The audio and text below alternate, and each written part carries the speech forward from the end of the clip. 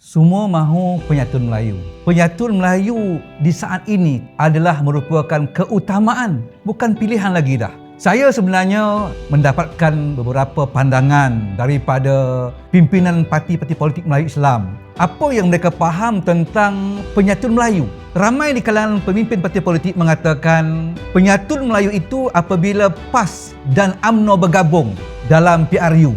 Tapi bagi saya, penyatuan antara PAS dan juga UMNO, dua parti ini, parti yang besar, ada parti akar umbi, tetapi belum cukup kuat sebab kita telah pun banyak parti hari ini. Untuk bercakap tentang penyatuan Melayu dengan hanya dua parti ini sudah terlalu rendah. Jadi mahu tak mahu, penyatuan Melayu itu bukan hanya setakat menggabungkan dua parti antara PAS dengan UMNO. Bagi saya, perlu lebih luas lagi penyatuan itu.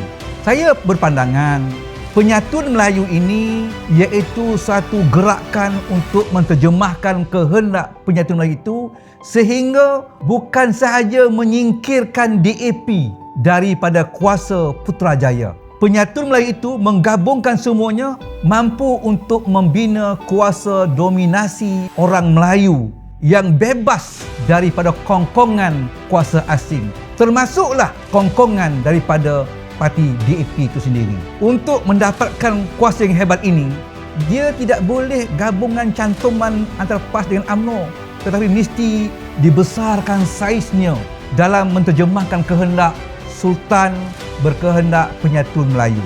NGO di luar sana ramai berkehendak tentang penyatuan Melayu. Rakyat cukup tertunggu-tunggu tentang penyatuan Melayu. Penyatuan Melayu itu dia mesti dibesarkan saiznya. Itu yang pertama pandangan saya.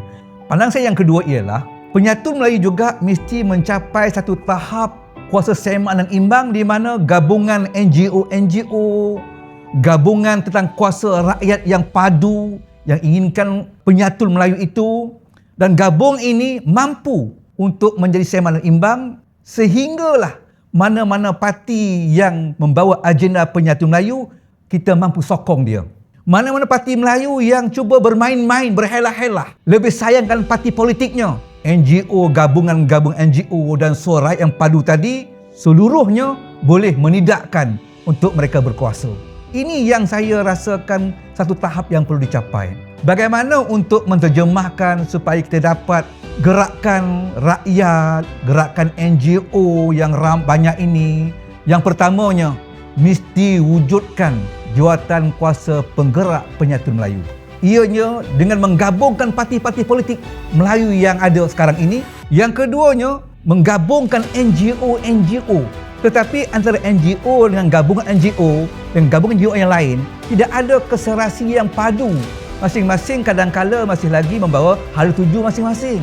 Jadi ini perlu dilengkapkan, disatukan satu suara. Kemudian bagaimana kedua-dua ini antara gabungan parti politik, gabungan NGO ini bergerak di tengah masyarakat untuk menyampaikan kehendak-kehendak apakah penyatuan yang ingin dibina supaya kehendak rakyat itu dapat disatukan, undi rakyat dapat disatukan, suara rakyat dapat disatukan sehingga antara parti politik, NGO dan suara rakyat ini menjadi satu kuasa seimbang dan imbang yang besar untuk menjadi penggerak kepada menterjemahkan penyatuan Melayu. Ini perlu dilaksanakan. Sudah pastilah cabarannya bukan sedikit, besar.